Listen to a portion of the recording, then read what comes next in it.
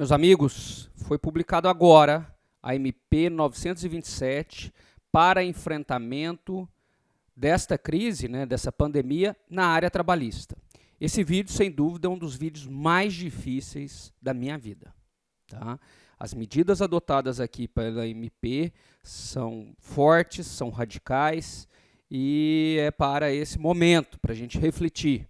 É óbvio que, como tudo na vida, há dois pontos de vista, cada um tem a sua realidade, do lado das empresas, do lado dos trabalhadores, sindicatos, do lado do MPT, Mas eu trago aqui a MP 927 para que a gente possa pensar juntos. Tudo bem? O meu papel aqui é de informação. É óbvio que eu tenho os meus posicionamentos e isso não inibe que você tenha os seus e vamos pensar junto aí para esse momento muito sensível, mas meu objetivo aqui é falar da MP. Essa MP 927, publicada agora, ela trata das medidas trabalhistas, E lá no início ela fala medidas para a preservação do emprego, e da renda mínima aí diante do isolamento social. A preservação do emprego, num primeiro momento, nós vamos analisar aqui, mas a renda mínima para os trabalhadores, essa renda para a sua sobrevivência, nós vamos ver que não é uma verdade, tem uma flexibilização aqui. Primeiro ponto é que é inédito na área trabalhista, como vários pontos aqui são inéditos, são inovadores, é que o acordo individual entre empregado e empregador ele prevalece sobre a lei e prevaleceria sobre instrumentos coletivos. Se você não é da área trabalhista, não fez curso em direito, não tem formação técnica, só uma informação é importante aqui. Quando nós falamos acordo individual no mundo trabalhista, ele é reduzido. O acordo entre patrão e empregado não tem jeito de ser firmado sempre. Por quê? Eu estou em dificuldade, você abre mão de hora extra, o empregado vai abrir mão. Então, os direitos trabalhistas são irrenunciáveis, são indisponíveis. Porque senão muita gente ia trabalhar em troco de comida. Então, lá atrás, essa área trabalhista, a gente fala que não é suscetível à negociação individual, porque senão um sempre vai abrir mão. Tá bom? Vem a MP agora, de forma inédita, e fala que o acordo individual é que vai prevalecer. Isso é muito grave, Estou falando tecnicamente, porque vai na contramão de todo um movimento histórico. O teletrabalho, que nós já tínhamos falado em vários vídeos aqui, agora o teletrabalho, o trabalho à distância, o home office, ele vai ser adotado até pelas próprias condições do isolamento social. Ele foi estendido, presta atenção, para aprendizes e estagiários. No Ministério Público do Trabalho, nós já estávamos adotando para os estagiários também. Aqui, os aspectos mais formais de contrato, notificação prévia de 15 dias, isso, pessoal, foi mitigado, foi flexibilizado nesse momento. Recomenda-se aqui o prazo de 48 horas para informar o empregado que ele vai para o teletrabalho. A infraestrutura aqui fica por conta, em regra, do empregador. Se o empregador não tiver condições nesse momento, coloca em teletrabalho e esse período é computado como tempo efetivo de trabalho e precisa ser remunerado. Tudo bem? Outra medida inédita, então eu falei que os acordos individuais prevalecem, falei do teletrabalho. O terceiro ponto aqui é a antecipação das férias individuais. Também nós já tínhamos falado em alguns vídeos aqui. Se você ainda não viu os vídeos, está lá no prof_Correia, lá no Instagram, é só dar uma olhadinha nos outros vídeos ou no canal do YouTube.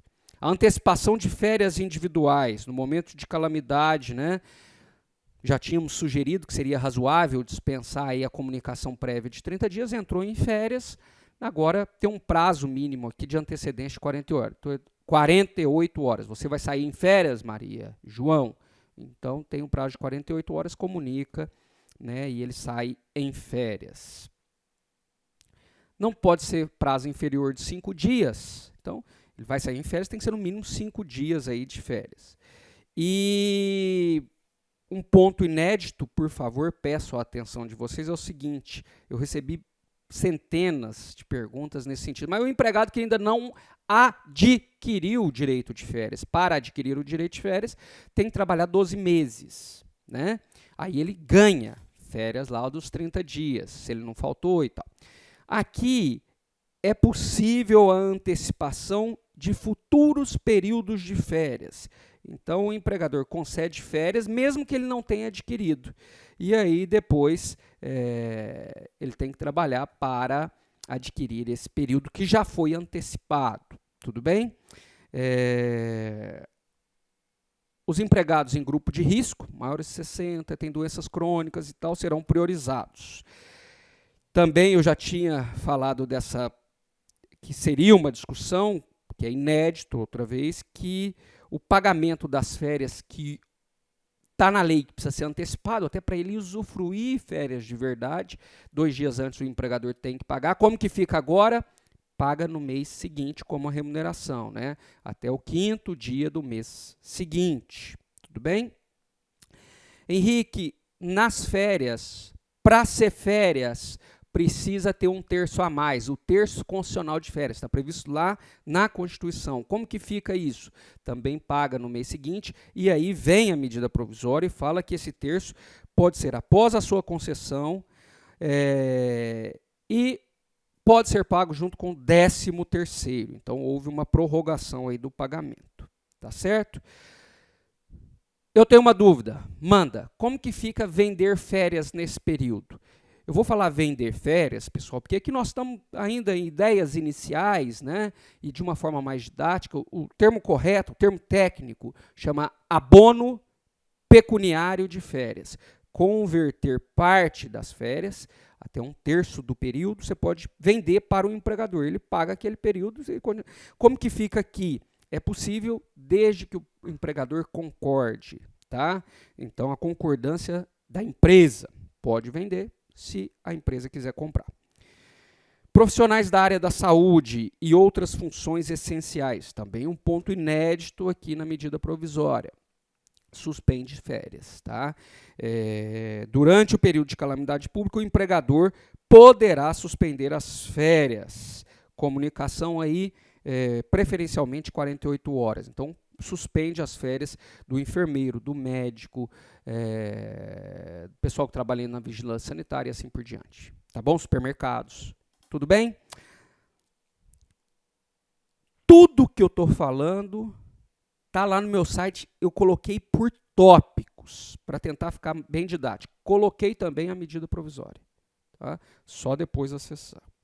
Concessão de férias coletivas, também é dispensado aquele prazo com comunicação prévia de 48 horas, comunicação prévia que era exigida de 15 dias, agora ficou com 48 horas. Tá? Henrique, e aquelas divisões de férias coletivas, tem que conceder no mínimo 15 dias? Aqui flexibilizou, tá? Pode conceder fora desses parcelamentos aí, pode conceder os 30 dias seguidos. Uma outra medida inédita, é o 5º ponto que eu estou falando, falei de férias, teletrabalho, né? Acordo individual, agora falando de feriados. Assim como as férias poderão ser antecipadas, os feriados religiosos, feriados federais, estaduais e municipais, dia da cidade e assim por diante, poderão ser antecipados nesse momento. Tá? Aqui exige notificar por escrito os empregados, indicando de forma expressa quais feriados serão aproveitados. Então, dia de Nossa Senhora, lá, 15 de outubro, Corpus Christi, assim por diante, vem tudo para agora e depois, nesses feriados, os empregados vão trabalhar. Tudo bem? Tem, neste ponto de feriados agora religiosos, a necessidade da concordância do trabalhador. Então, a necessidade de um acordo individual escrito. Tudo bem?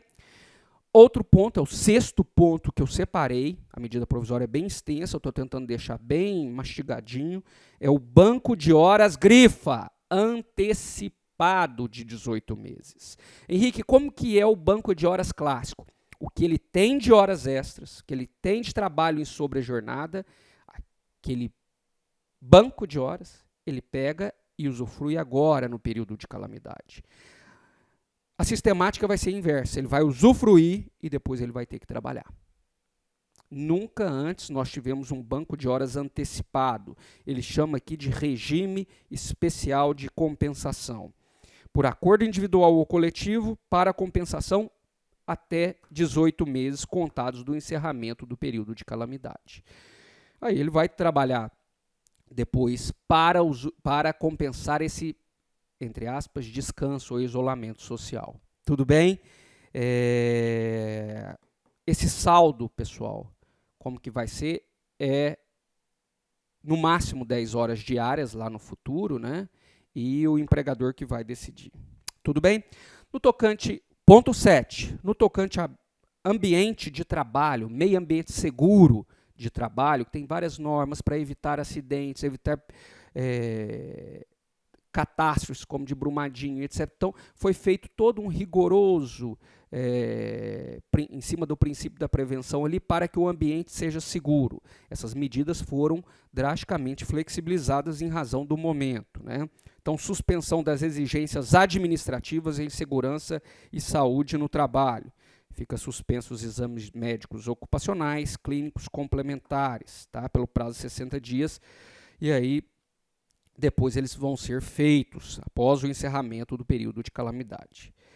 Se o empregado apresentar risco de saúde, nessa hipótese, o médico pode continuar fazendo, né? Dispensa do exame demissional.